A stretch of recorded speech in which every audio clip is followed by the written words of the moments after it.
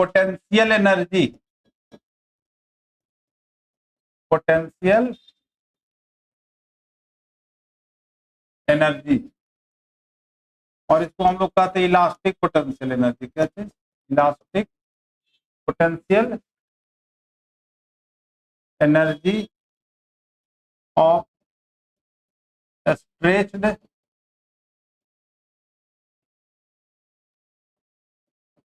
Spring.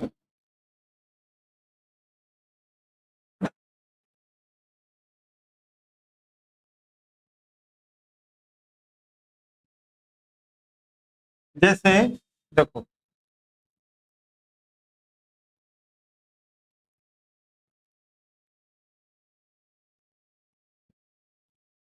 यह कोई एक सरफेस है, स्मूथ सरफेस है, फ्रिक्शनलेस सरफेस है, जिसका वन एंड फिक्स्ड है। देखो एक टेबल है, टेबल पर कोई एक एंड को क्या कर दिया? फिक्स कर दिया, और उससे एक स्प्रिंग को,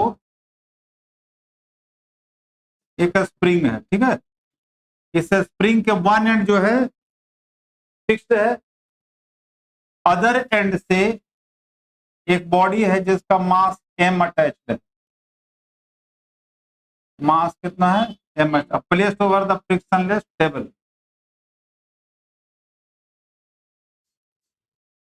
अब क्या करते हैं? इसको पुल करते हैं। क्या करते हैं? इसको पुल करते हैं और स्ट्रेच करके ये मीन पोजीशन एक तरह से हो गया।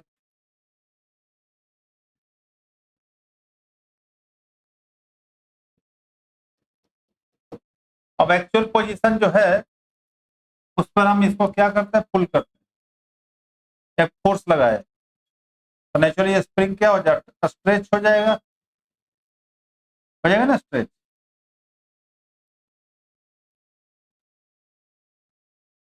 ये अप्लाइड फोर्स पर हमने एक अप्लाइड फोर्स लगाए, तो जिसके कारण क्या हुआ? स्प्रिंग स्ट्रेच हो गया। ये इसका मीन पोजीशन, ये वाला जो था ना यहाँ पर इसका क्या था? मीन पोजीशन था। तो मान लिया कि मीन पोजीशन से वाई डिस्टेंस से ये स्ट्रेच हुआ, ठीक है। तो जैसे ही हमने स्ट्रेच किया तो एक अंदर एक फोर्स लगता है। क्या लगता है? उसको हम लोग कहते हैं रीस्टोरिंग फोर्स। कौन सा फोर्स? Restoring, restoring force. अंदर की ओर फोर्स लगता है, रीस्टोरिंग फोर्स। रीस्टोर करना मतलब जिस पोजीशन में था उसी पोजीशन में उसको लाने का। रबर में भी है, स्ट्रेच करते हो तो अपने पोजीशन छोड़ने पर चला जाएगा ना।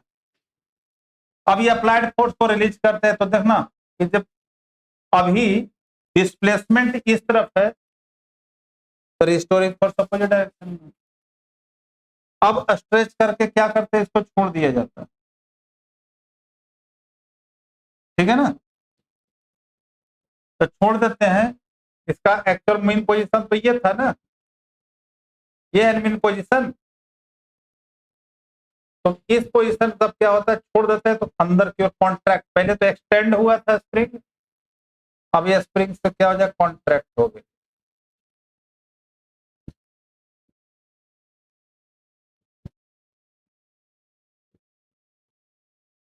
ठीक है। अब क्या हुआ? कंप्रेशन हो गया। क्या हुआ? मतलब अप्लाइड फोर्स इधर हुआ तो अब जो लगेगा रिस्टोरिंग फोर्स इस तरफ आ जाएगा।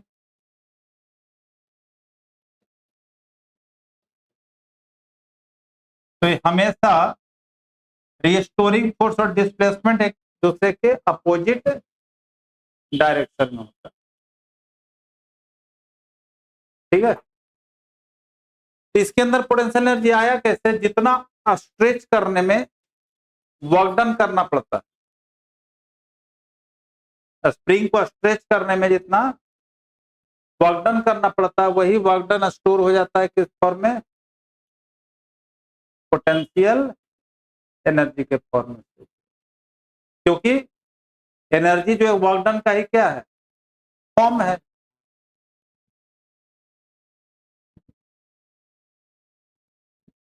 तो क्या बताए कि वर्क डन, ठीक है ना, इन stretching, work done in stretching spring against restoring force, restoring force is stored in form of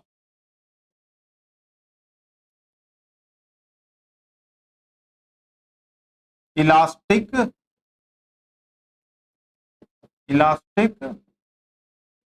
potential energy, elastic potential energy के जो स्प्रिंग को स्ट्रेच करने में हमें जो वर्कडन करना पड़ता है,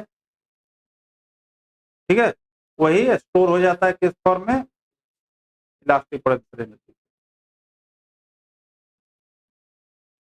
ठीक है ना। यहां पर लेट के जो है स्प्रिंग कांस्टेंट है, क्या है, स्प्रिंग कांस्टेंट, मटेरियल कांस्टेंट भी बोलते हैं, रीस्टोरिंग फोर्स कांस्टेंट भी बोलते हैं।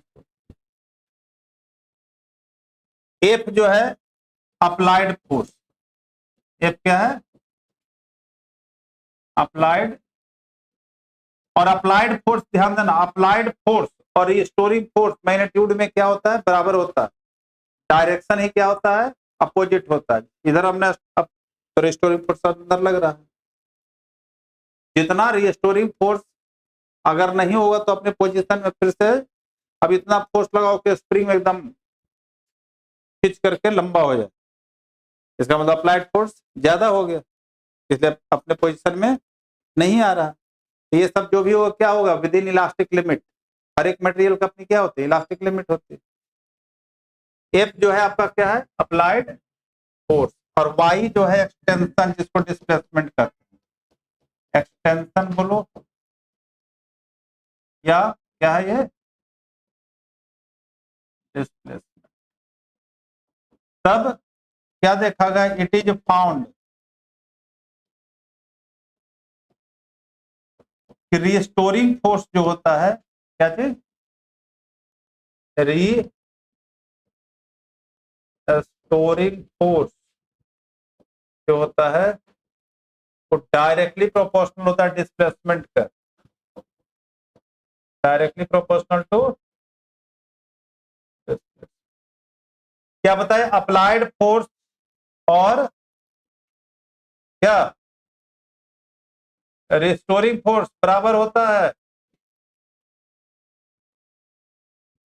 डायरेक्शन में ही क्या होता है एक दूसरे के, अब कोई मैग्नीट्यूड में दोनों क्या होता है, इक्वल होता है। तो एफ इजिकल टू हो गया, देखना, F directly proportional to Y, displacement हमने कितना लिया, वाई लिया है ना। तो यहां पर वही एक कांस्टेंट देते हैं के वाई, प्रोपोर्शनल को इसलिए इसका नाम दिया, मटेरियल कांस्टेंट बोलते हैं, रीस्टोरिंग फोर्स कांस्टेंट भी बोलते हैं, वेयर के यही है स्प्रिंग कांस्टेंट बोलो या स्प्रिंग कांस्टेंट, या फिर इसी को और क्या बोले, रीस्टोरिंग फोर्स कांस्टेंट।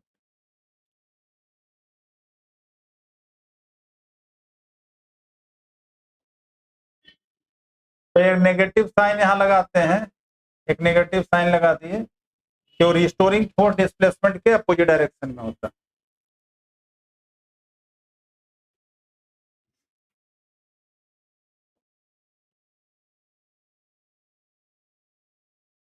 पेपर में कहां तक आ रहा है,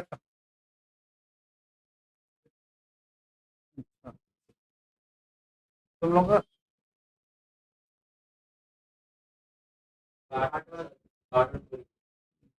नेगेटिव साइन जो है, negative sign indicate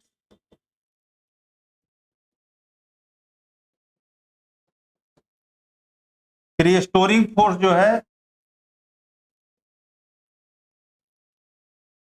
restoring force is in opposite direction of displacement.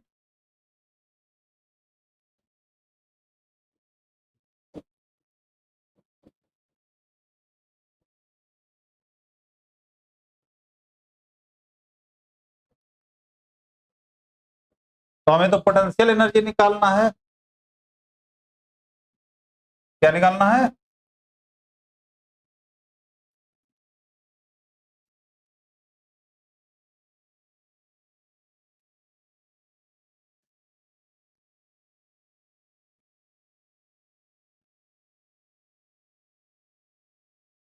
तब संडे को टेस्ट है आप लोगों का लॉज ऑफ मोशन का। कल थोड़ी संडे है। मतलब ओ, ये और भी दूसरे बैच भी आएगा सर। हाँ, दूसरा बैच जो आएगा और साथ साथ टाइम शायद 11-12 बजे लॉज ऑफ मोशन। अब पहले इसका दे दो तब इसका, पहले सबका कॉमन ले रहे हैं, उन लोगों की देगा।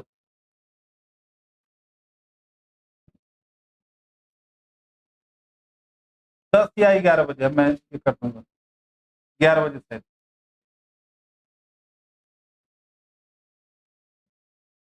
तो हमें पोटेंशियल एनर्जी निकाल, क्या कहता है, वर्क डन है, क्या है? तो हम पहले वर्क डन निकालते हैं। स्मॉल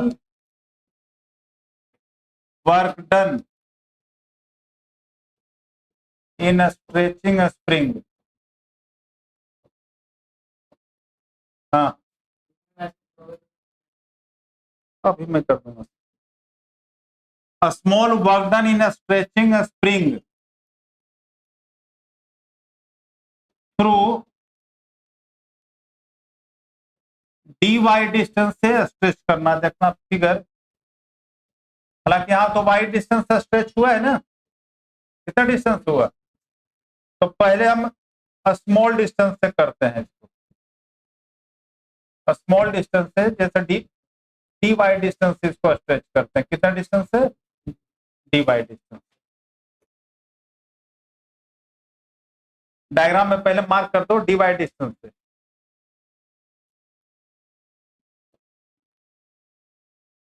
तो स्मॉल वर्क डन जो हो जाएगा dw is equal to f dy।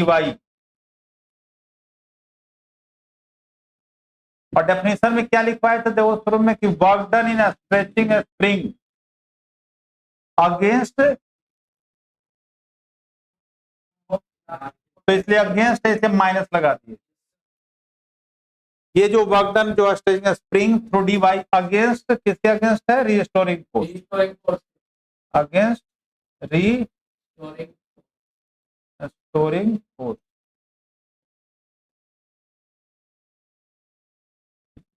F की वैल्यू, एफ कितना आया था देखो, डी डब्ल्यू इक्वल टू हो गया माइनस एफ की जगह पर हो गया minus K Y D Y. तो माइनस माइनस कितना हो गया? प्लस हो गया। तो कितना हो जाएगा देखो इंटीग्रेट करने के बाद, डी डब्ल्यू इक्वल टू हो गया के वाई डी वाई। क्या हो गया? के वाई। टोटल वर्क डन निकालना है, तो टोटल वर्क डन के लिए क्या हो जाएगा देखो, टोटल वर्क डन फ्रॉम, पहले तो ओरिजिन पर था, तो जीरो से लेकर के मैक्सिमम डिस्प्लेसमेंट कितना हो रहा है, मैक्सिमम एक्सटेंशन कितना है, वाई तक। तो इसको हमने इंटीग्रेट कर दिया, तो डी डब्ल्यू इक्वल टू हो गया के वाई डी वाई। अब इंटीग्रेशन में लेना पड़ेगा लोअर लिमिट, और तो लोअर लिमिट 0 है और अपर लिमिट कितना? हाँ, वो तो बगल टोटल ले लेते हैं। डी डब्ल्यू का इंटीग्रेशन डब्ल्यू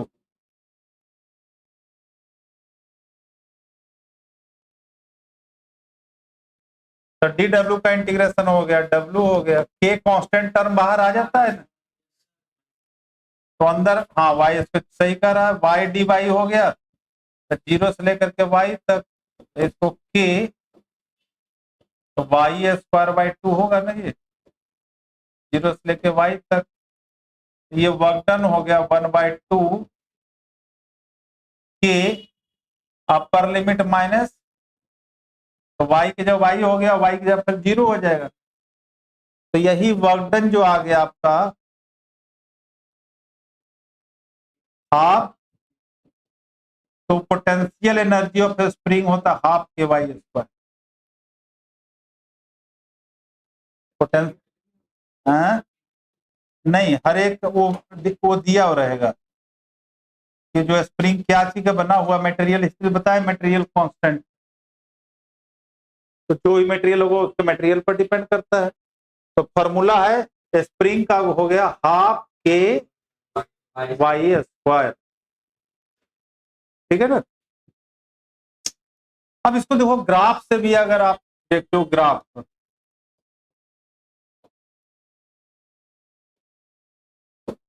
ग्राफ जैसे देखो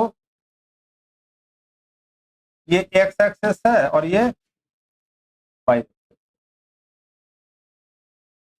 वाई एक्सिस पर हमने लिया अप्लाइड फोर्स, क्या है अप्लाइड फोर्स, और एक्स एक्सिस पर ले रहे हैं डिस्प्लेसमेंट, क्या ले रहे हैं, कोई डिस्प्लेसमेंट मतलब वाई हो गया,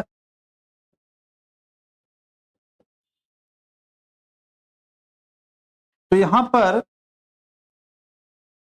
डिस्प्लेसमेंट और फोर्स के बीच में, अच्छा इसके अपोजिट डायरेक्शन में हो जाएगा रीस्टोरिंग फोर्स, होगा ना,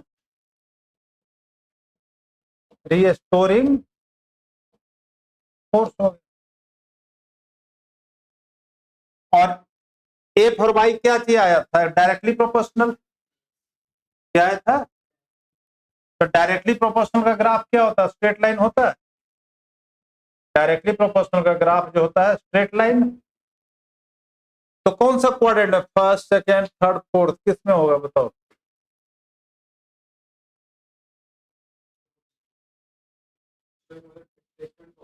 हाँ फोर्थ क्वाड्रेंट में आएगा ना ग्राफ, किस में आएगा ये, फोर्थ क्वाड्रेंट में ग्राफ आएगा, इसके अप्लाइड फोर्स के साथ नहीं है, रिस्टोरिंग फोर्स, मैग्नीट्यूड भी बराबर होता है, डायरेक्शन में तो अपोजिट है, ठीक है। तो मान लिया कि डिस्प्लेसमेंट एक्स एक्सिस के साथ जितना भी एरिया कवर किया, ये एरिया मान लिया वो है, इसको हम लोग पी ले लेते हैं और ये एन, तो वर्क डन जो है पहले हम लोग पढ़े, तो उसमें वर्क डन निकालने के लिए क्या, फोर्स डिस्प्लेसमेंट, तो एरिया कवर्ड भी वह क्या होता है, वर्क डन होता है, एरिया कवर्ड भी क्या हो जाता है, तो वर्क डन अगर ग्राफ से निकालना हो कहीं पर वर्क डन, तो एरिया कवर्ड हो गया, एरिया कवर्ड, तो इसका मतलब हो गया एरिया ऑफ, हाँ ओपीएन हो गया, ओ पी एन, तो क्या होता है एरिया, ट्रायंगल हो गया ना ये, तो ट्रायंगल का half into base into height, तो हाफ, अब बेस हो जाएगा ओ एन, अरे हो गया पी एन हो गया, हाफ ओ एन, तो वाई डिस्प्लेसमेंट वाई है, और पी एन तो रिस्टोरिंग फोर्स हो गया, माइनस एफ दे दिए, नेगेटिव है ना,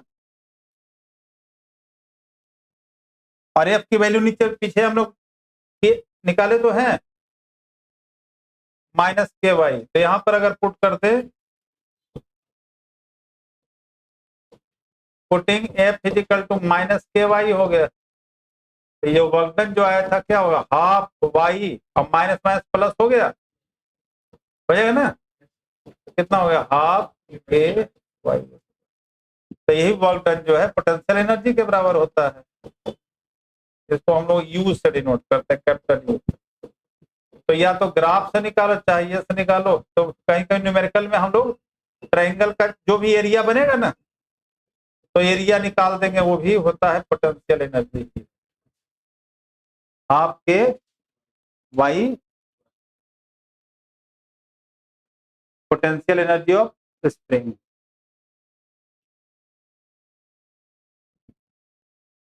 नेक्स्ट में लिखो कि जब कोई बॉडी ऊपर से फॉल कर रही है तो उसका कंजर्वेशन ऑफ एनर्जी कैलकुलेट करना। कंजर्वेशन ऑफ एनर्जी क्या चीज?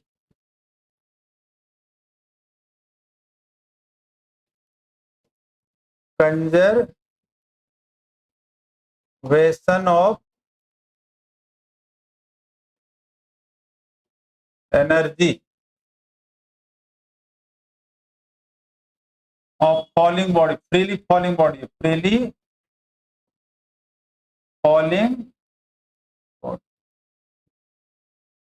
फॉलिंग बॉडी में एनर्जी जो होता है काइनेटिक एनर्जी और पोटेंशियल एनर्जी।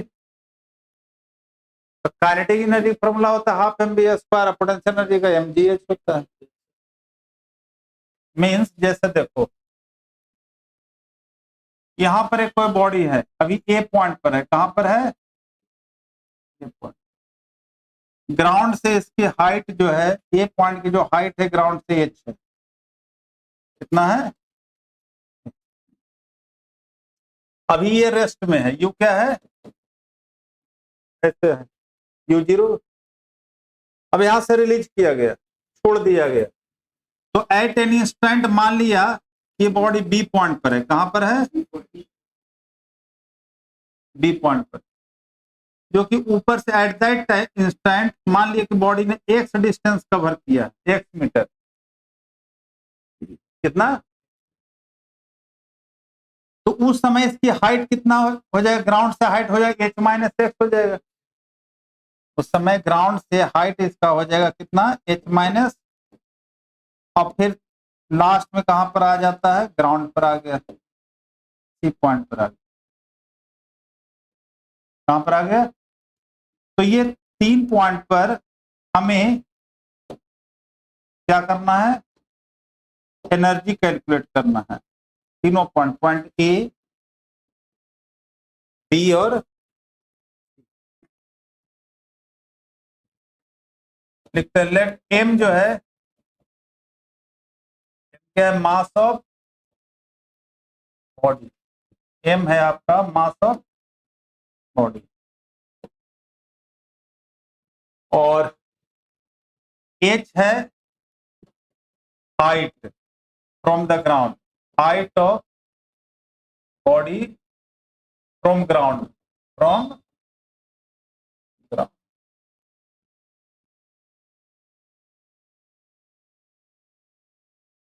तो सबसे पहले हम लोग कंसिडर करते हैं एट पॉइंट ए। कहां पर? तो वहां पर यू तो जीरो है, यू क्या है? तो यहां पर यू जीरो है, तो काइनेटिक एनर्जी कितना हो गया इसका? है हाफ एम यू स्क्वायर, मतलब half M into zero. Rest में बॉडी, तो काइनेटिक एनर्जी क्या होगी? जीरो हो गई ना। और पोटेंशियल एनर्जी, उस पॉइंट पोटेंशियल एनर्जी का फॉर्मूला होता है mgh। क्या होता है? तो टोटल एनर्जी वहां कितना हो गया? Kinetic energy plus conservation of energy, तो दोनों देखना है हम। काइनेटिक एनर्जी प्लस, तो काइनेटिक एनर्जी कितना आया? जीरो और mg। तो ये पॉइंट पर टोटल एनर्जी कितना आ गया? अब एनर्जी कंजर्व है तो तीनों जगह पर mgh ही आना चाहिए। तो अब देखते हैं एट पॉइंट बी। कहां पर? किस पॉइंट पर? एट पॉइंट बी पर देखते हैं। तो यहां पर बी पॉइंट पर पहुंचा, तो यहां निकालते पहले भी कितना हुआ व्हाइल फॉलिंग, उसका भी कितना होगा। डिस्टेंस कितना कवर कर लिया है, एक्स। तो यू तो ऑलरेडी 0 है, तो है ही, यू क्या है, और डिस्टेंस कवर्ड कितना हो गया, तो डिस्टेंस कवर्ड हो गया एक्स। तो फॉर्मूला लगा दो, V square is equal to U square plus 2as होता है ना, तो वी स्क्वायर, यू तो 0 हो गया, 2a की जगह g हो गया, और s की जगह कितना हो जाएगा, s की जगह h कैसे होगा, अरे कितना डिस्टेंस ट्रेवल किया है ऊपर से, ग्राउंड से नीचे थोड़ी जा रहा है ऊपर, हाँ नींद आ रही है।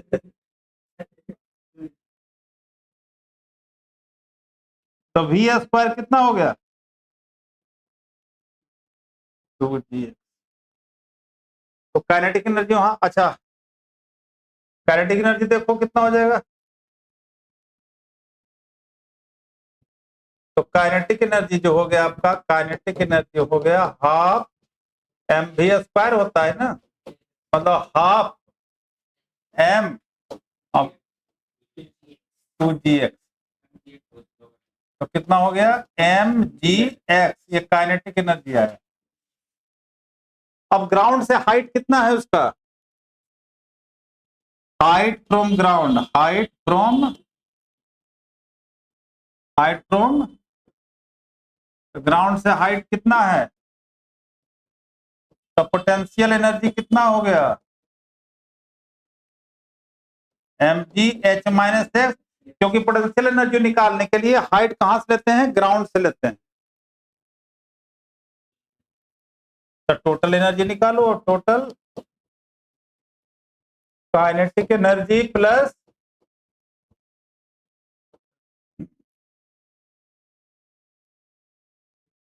काइनेटिक एनर्जी आया mgx, अब पोटेंशियल एनर्जी आया mgh-x।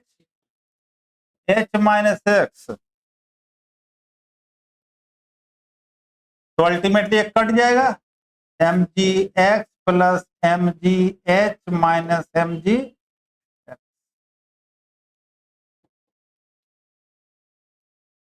mgh। तो ए पॉइंट पर भी टोटल एनर्जी mgh ही आया था, बी पॉइंट पर भी वही आया। अब सी पॉइंट पर निकालना है, कहां पर, तो एट पॉइंट सी देखते हैं, eight point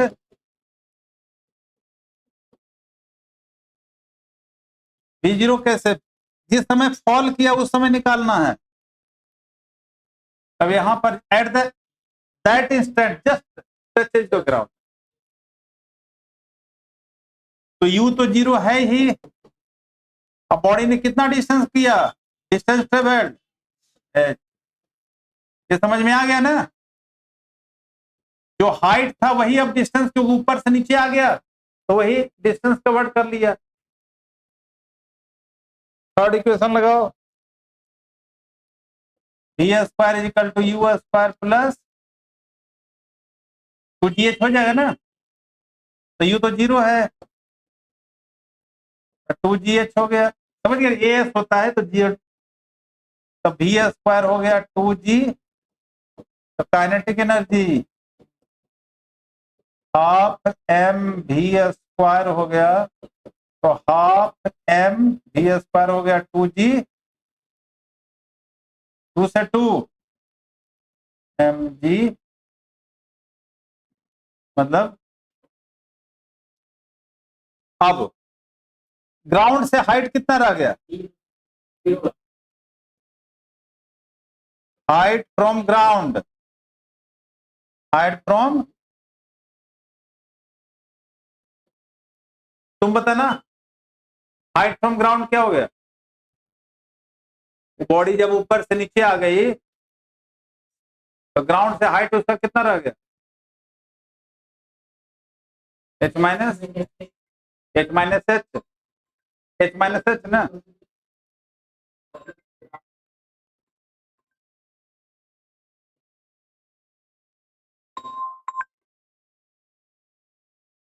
good evening sir. हाँ सर, फाइन सर, बोलिए। हाँ सर, ठीक है सर।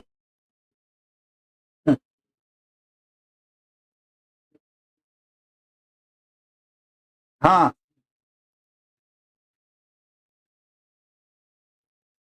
अच्छा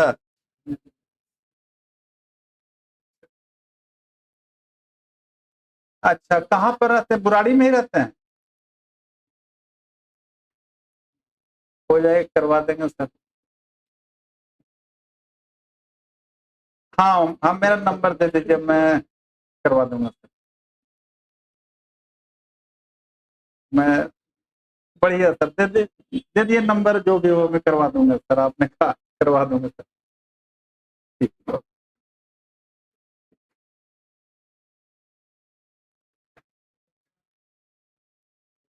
अच्छा, नींद में है इसलिए कभी इधर गिरता है उधर गिरता है क्या?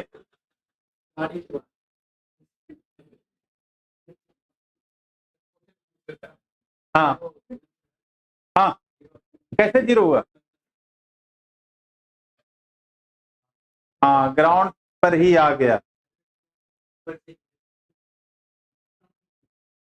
तो कितना हो गया? जीरो हो गया। तब पोटेंशियल एनर्जी कितना हो गया? एम जी एच होता है ना, तो जीरो जीरो हो गया। तो टोटल एनर्जी कितना आ गया? एम जी एच ही आ गया ना। जीरो कौन बोला था?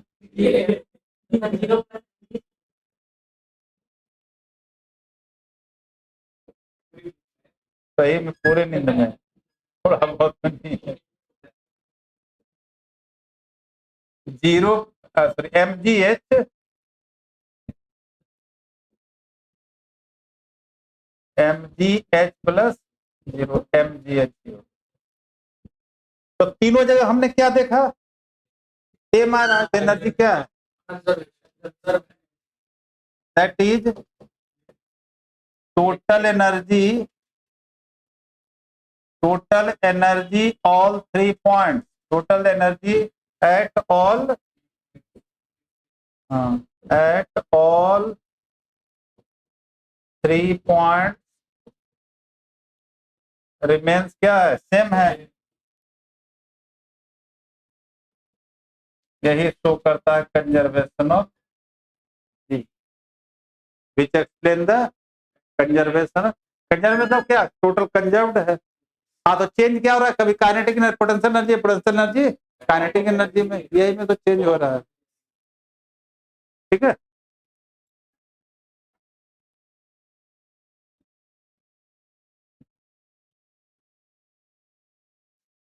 दिखाना बुक।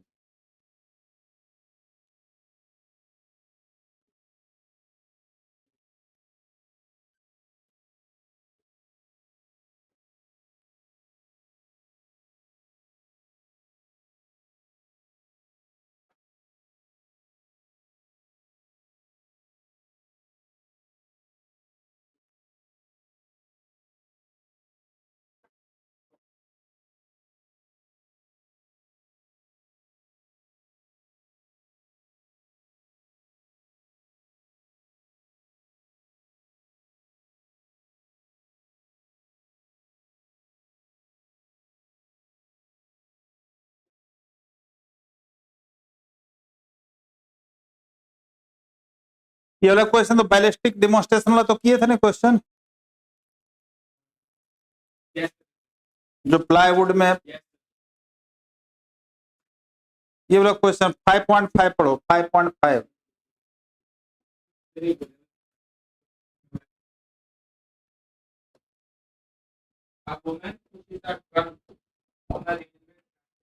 क्वेश्चन 5 है। हाँ हाँ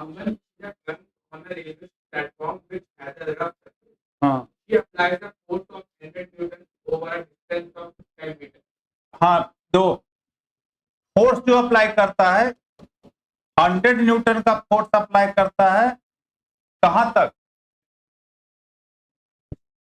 up to 10 metre force apply हो रहा है, सॉरी 10 मीटर तक। मतलब 100 न्यूटन का फोर्स जो अप्लाई कर रहा है 10 मीटर तक। हाँ।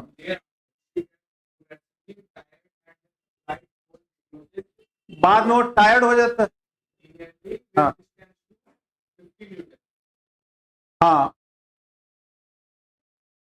100 न्यूटन का फोर्स तो अप टू 50 न्यूटन 10 मीटर तक है। उसके बाद रिड्यूस होकर कितना हो जाता है? फिर कहता है कि दिस फोर्स रिड्यूस्ड फोर्स जो है कितना है? 50 न्यूटन अप टू कहां तक?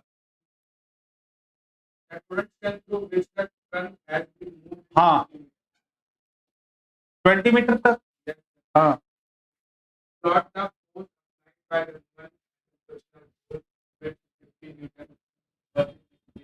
देखो, ये अप्लाइड फोर्स वाई एक्सिस पर हमने लिया, अप्लाइड फोर्स है। क्या है? Applied force. हाँ पहले हम देख लेते हैं, ये अप्लाइड फोर्स हो गया। और इधर जो है क्या डिस्प्लेसमेंट लिए हैं, डिस्प्लेसमेंट। अब क्या आता है देखो, ये है 100 न्यूटन, मान लीजिए ये 50 न्यूटन है, ये है 0 है ना, ये 50 न्यूटन है और ये, तो 100 न्यूटन का फोर्स कहां तक लगाता है? मान लीजिए 10 मीटर, ये क्या है 10 हो गया और ये है 20 मीटर। डिस्प्लेसमेंट क्या चाहिए मैं मीटर में, तो 10 मीटर तक जो फोर्स लगा रहा है कंटिन्यूस कांस्टेंट फोर्स है कितना? 100 न्यूटन। तो इसका मतलब है कि कांस्टेंट फोर्स कहां तक, उसके बाद क्या करता है? ओ सॉरी सॉरी,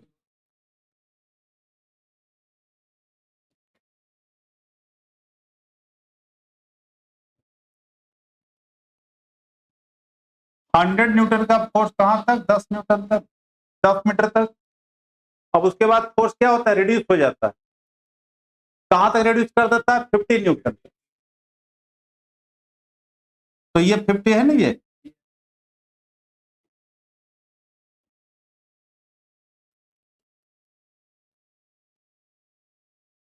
तो ये जो हो गया बाद में, ये आ गया, ये ग्राफ हो गया इसका। ठीक है, तो ये तो अप्लाइड फोर्स से है। और फ्रिक्शनल फोर्स जो तो लगेगा, हमेशा लग रहा है रफ सरफेस तो फ्रिक्शनल फोर्स तो लगेगा ही। तो इसके अपोजिट डायरेक्शन में क्या हो गया? Frictional force. अपोजिट डायरेक्शन में क्या है? Frictional force. अप्लाइड फोर्स और फ्रिक्शनल एक दूसरे का अपोजिट डायरेक्शन में होता है।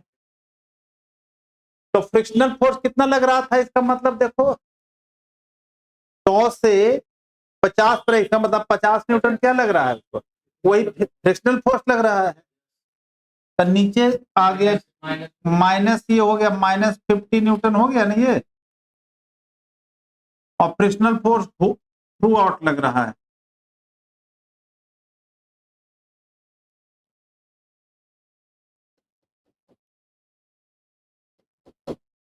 नाम देते हैं कुछ, ओ ए बी सी डी, ई देते हैं ई। अब किस किस केस में निकालना है वर्क डन देखो।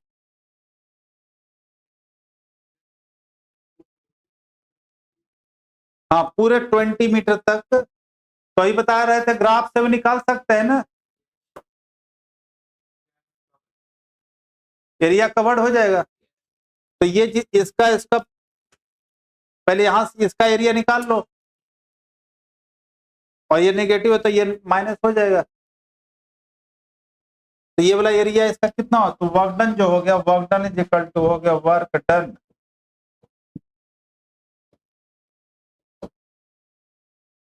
इसका area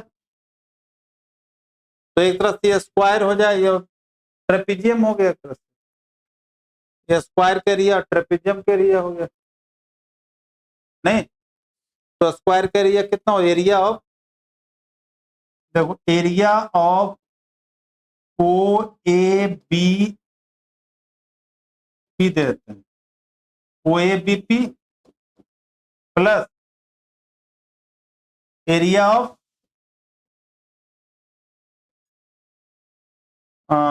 B B C D P और माइनस, क्योंकि ये फ्रिक्शनल फोर्स से है, minus area of O D E F, O D E F.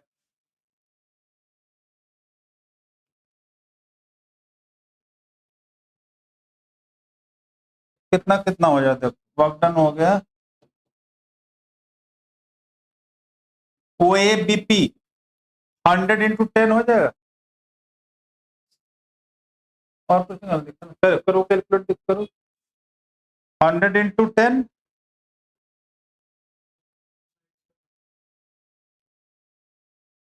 क्या चीज,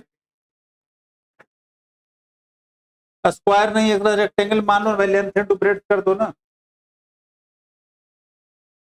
तो कितना हो जाएगा ये 100 इंटू 10 प्लस ट्रेपेजियम के एरिया हो गया half into sum of the parallel side, sum of the parallel side into height होता है ना, तो ये कितना कर देते हैं, ये है 100 प्लस 50, 100 प्लस, आया समझ में, अरे यहां से यहां तक ये हुआ 100 और ये हो गया 50 और बीच में 10 इंटू 10 माइनस, माइनस क्यों है, क्योंकि माइनस है इसलिए, तो ये हो जाएगा, ऐसा टोटल वर्क डन होता है ना, या ऐसे कर दो प्लस ऐसे कर, तो ये कितना हो जाएगा -50, वही हो गया माइनस ही हो गया, -50 इंटू 20, नहीं पूरे का लगेगा ना यहां तक,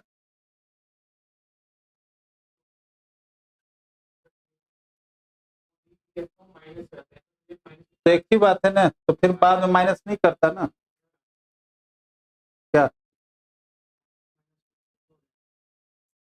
वर्क डन स्केलर क्वांटिटी है ना, तो हमने सबको प्लस कर दिया माइनस लगा दिए, अगर माइनस लेता तो फिर ओनली 50 लेते, मैग्नीट्यूड लेते फिर ओनली,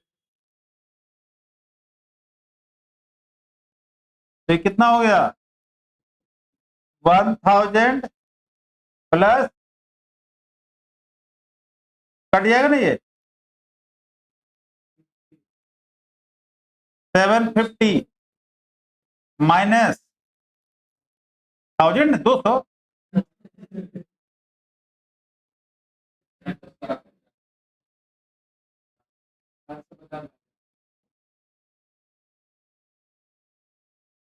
ठीक है, ये टोटल वर्क डन,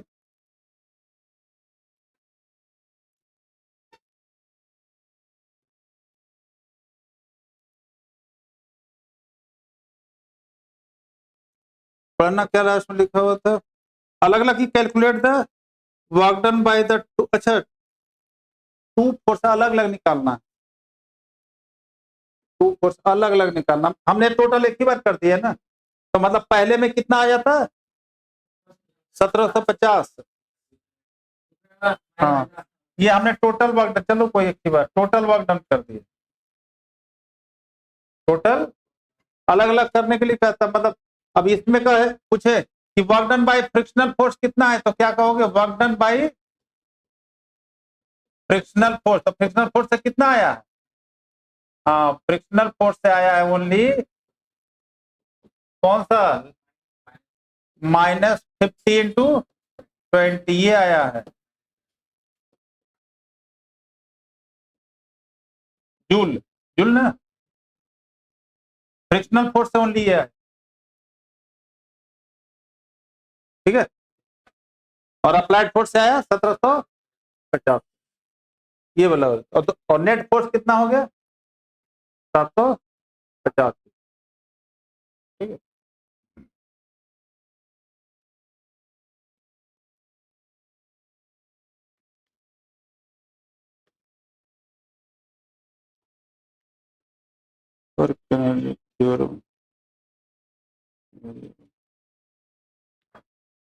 अच्छा कभी कभी पूछेगा, पिछले क्लास में जो करवाया था हमने कि वर्क डन जो है एक कैलकुलस मेथड से करवाए थे ना, तो वहीं पर लिख लो कि वर्क डन अगर पूछे कभी कभी ये करके दे कि वेरिएबल फोर्स से बताओ, तो जो कैलकुलस मेथड बताया था work done by variable force है, वो कैलकुलस मेथड वाला वेरिएबल फोर्स।